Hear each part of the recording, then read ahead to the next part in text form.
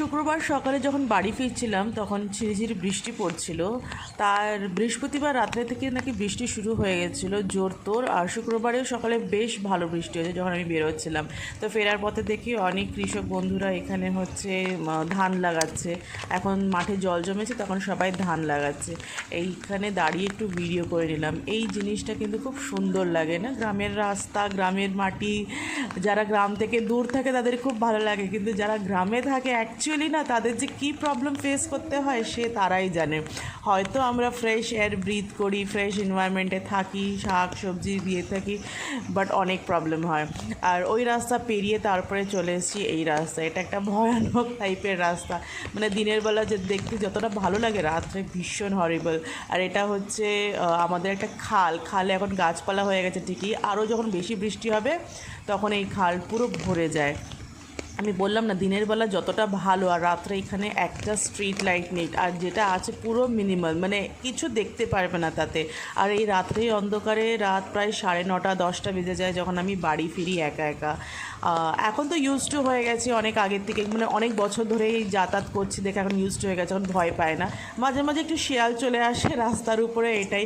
ওই যে আগে যে মাঠের রাস্তাটা দেখালাম, একবার তো হয়েছে এই পাশে এক মানে শিয়ালের দল, ওই পাশে এক শিয়ালের দল, তার মাঝখানে আমি।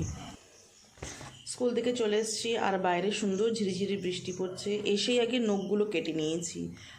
এই হাতের নখগুলো খুব বড় বড় হয়েছিল, তাই একটা জাস্ট একটু মিডিয়াম ইয়েতে এনেছি। একদম ছোট করিনি, বাট রাইট হ্যান্ডের নখটা একদমই কুচি কুচি করে ফেলেছি। তো সমস্যা হয় কি, এই এমনি তো খেতে বা কিছু কাজবাজ করতে রাইট হ্যান্ডের নখ আমি আগাগোড়া কোনো দিনই রাখি না, বাট হালকা একটু রাখলে কি ভালো লাগে। কিন্তু এত সমস্যা, আমি যখন বাসন মাজতে আগে বাসন মাজতাম না, নখগুলো এমনি ফেটে যেত। আমি অনেক সময় গ্লাভস দিয়ে মাজি, কিন্তু গ্লাভস দিয়ে না ঠিক হয়ে ওঠে না, বাট নখগুলো ফেটে ফেটে যেত।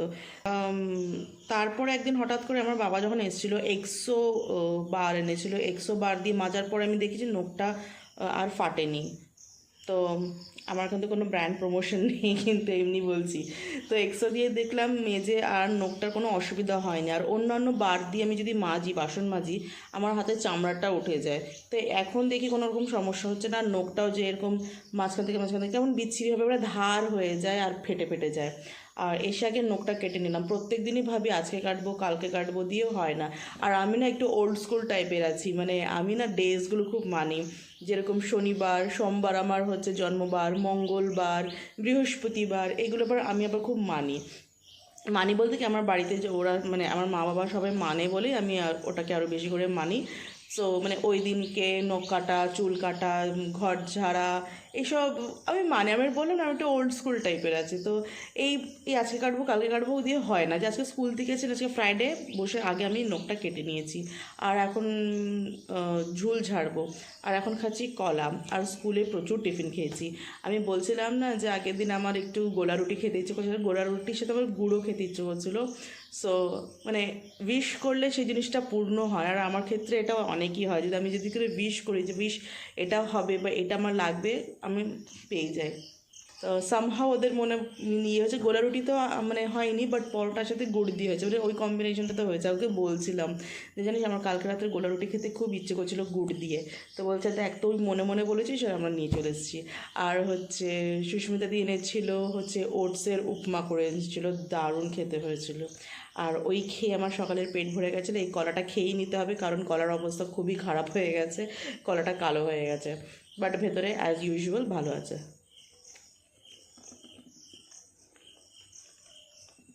রান্নাবান্না আজকে অ্যাজ কিছু নেই, কালকের ভাতও আছে, ডালও আছে।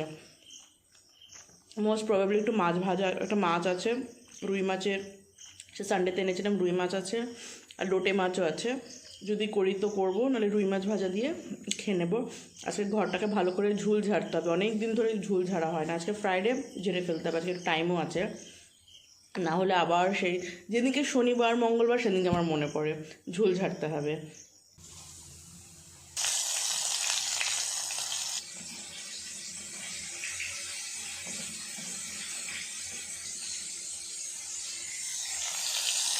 রবিবারে যে লোটে মাছ এনেছিলাম আজকে সেটারই চপ করছি। আমি একটু অন্যরকমভাবে করি। লোটে মাছ হচ্ছে রসুন দিয়ে নুন হলুদ দিয়ে আর লঙ্কার গুঁড়ো দিয়ে মাখিয়ে রেখেছি। আর একটা পাত্রে হচ্ছে শুকনো বেসন, চালের গুঁড়ো আর এর মধ্যে লবণ মাখানো আছে। এটাকে জাস্ট কোট করে, মানে ডাস্ট করে বলে না, ডাস্ট করে এটাকে ভাজি। এটা টাইম লাগে একটু, এটা টাইম টেকিং প্রসেস, কেন কি লোটে মাছ হতে একটু সময় লাগে। একদম স্লো ফ্লেমে ভাজি আর ভীষণই ক্রিস্পি হয় আর ভীষণই সুন্দর খেতে হয়। আর আমি তো লোটে মাছ এমনি খুব ভালোবাসি। আমি মুম্বাইতে দেখেছি স্ট্রিট ফুড হিসেবেও অনেকে এই লোটে মাছ ভাজাটাকে খায়। তো আমার কাজকর্ম করে সব কিছু কমপ্লিট হয়ে গেছে আর লোটে মাছের বড়াও ভাজা হয়ে গেছে, দারুণ লাগছে। আর বৃষ্টির ওয়েদারে এরকম লোটে মাছের বড়া হবে আর মাছ ভাজা। আজকের লাঞ্চে কত কিছু আছে। সো আজকে আমার লাঞ্চ স্পেশাল থালিতে আছে ভাত, যেটা গতকালের গরম করেছি, আর ডাল, সেটাও গতকালের গরম করেছি, আর লোটে মাছের বড়া, আর হচ্ছে রুই মাছও এনেছিলাম সানডেতে, সেই রুই মাছ ভাজা করে ফেলেছি, কারণ কি নষ্ট হয়ে যেত। এমনিতেই না এই মাছটা ভালো দেয়নি, মানে ভালো কিনতে পারিনি আমি। আর হচ্ছে একটা ডিম, যেটা গতকাল সুকন্যা দিয়ে আমাদের দিয়েছিল, আমি একটা সেদিনকে খেয়েছি আর আজকে একটা খাচ্ছি। আর আমি না রুই কাতলা এমনিতে চিনতেও ভুল করি আর কিনতেও ভুল করি, এই জন্য বেসিক্যালি কিনি না। তারপরে আমি ডাইরেক্ট চলে গেছি সানডে বিকেলে ব্লগে, তারপরে কিছু মানে স্যাটারডে কিছু করিনি। তো সানডে বিকেলে ব্লগে চলে গেছিলাম হচ্ছে পার্লারে, একটু আইব্রোজ করাইনি, বহু মাস হয়ে গেছিলো। আর বিল দেখে তো আমার মাথা খারাপ হয়ে গেছে, যে মানে 80 টাকা না 60 রুপিস, সরি 60 রুপিস নিয়ে চার্জ করেছিল।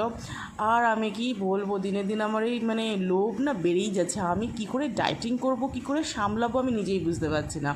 কারণ মানে আমি ক্রেভিংসটা না, আমি যখন দেখছি ডায়েট করে ক্রেভিংসটা বেড়েই যায়। তো গেছিলাম হচ্ছে আজকে একটু জিলেপি খেতে, গরম গরম জিলেপি। আর সেদিনকের মতন মানে না থাকতে পারে, আমি বলেছি আমাকে গরম জিলেপি ভেজে দাও। তো গরম গরম জিলেপি আমাকে ভেজে দিল, ফ্রেশ একদম ক্রিস্পি করে।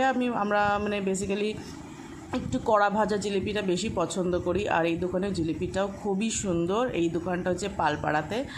আর পালপাড়াতে গিয়ে আমি এই জিলিপি ভাজা খেয়েছি। তারপরে চলে গেছিলাম আমার বান্ধবীর বাড়িতে, ও কদিন ছিল না, বকখালি গেছিলো বেড়াতে, আর ওখান থেকে আমার জন্য ব্যাগ এনেছে।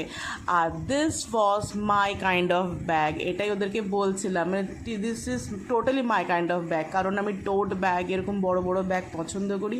আর ও সুন্দর এই ব্যাগটা এনেছে। আর এই ব্যাগটা একটা বিশেষত্ব হচ্ছে এটা একটা কোলাজ করা, মানে এই কাজটা এত সুন্দর লেগেছে না, আর আমি ভীষণ ইমপ্রেস হয়ে গেছি। কেন কি bag is my weak point বলতে গেলে, মানে আমি ভীষণ ব্যাগ পছন্দ করি। আর আগের দিন একটা জগন্নাথের ছবি দেখেছিলাম, এঁকেছিল, আর আজকে গিয়ে দেখি কি সুন্দর একটা পাপি এঁকেছে, দারুণ লাগছিলো পাপিটা, এত কিউট লাগছিলো। তাকে সাজেস্ট করছিলাম যে তুই একটা ওয়াল হ্যাঙ্গিং করে, এগুলো টানিয়ে রাখ, ঘরে দেখতে সুন্দর লাগবে। আর এটা একটা কাপল পিক, এটা অসাধারণ লেগেছে। ও এত কিউট কিউট ছবি তো মানে বানায় না। জগন্নাথের আগেরটা বানিয়েছিল বেশ সুন্দর, ক্লিপ পরা। আর এটাও একটা, এই কিউট কিউট কোস্টারগুলো কত ভালো লাগে না অ্যাকচুয়ালি, কোস্টারের জন্য না, একটা ওয়াল হ্যাঙ্গিংয়ের জন্য দারুণ লাগবে। তো বান্ধবীর বাড়ি থেকে চলে এসেছি। আর রাত্রে কি খাবো, আমি ওর বাড়িতে একটা এগ রোল খেয়েছি, মানে একটাকে গোটা খাইনি। ও আমাকে না জিজ্ঞেস করেই ও অর্ডার করে দিয়েছিল, তাই এসছে এগ রোল। কী করবো, অনেকদিন পর খাচ্ছিলাম, তো বেশি না, দু তিন বাইট নিয়েছি, তারপরে দিয়ে দিয়েছে, হচ্ছে না রে ওটা খাওয়া যাবে না।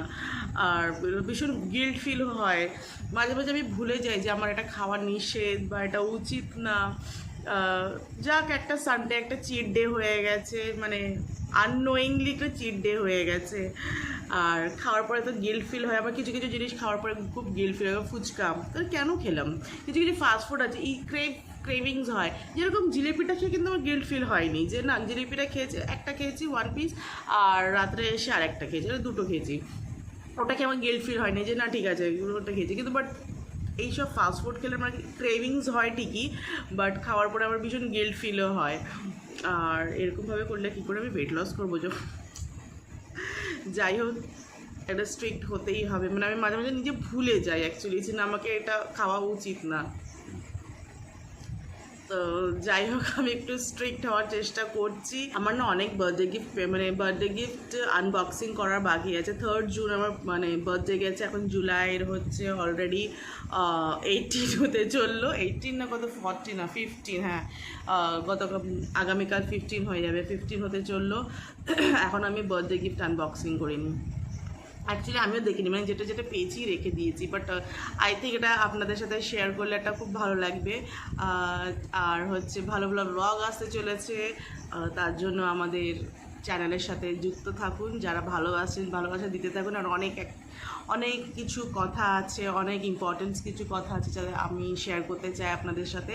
তো যুক্ত থাকুন আমার ব্লগের সাথে। এতক্ষণ ব্লগ দেখার জন্য thank you so much. See you in the next blog. Good night.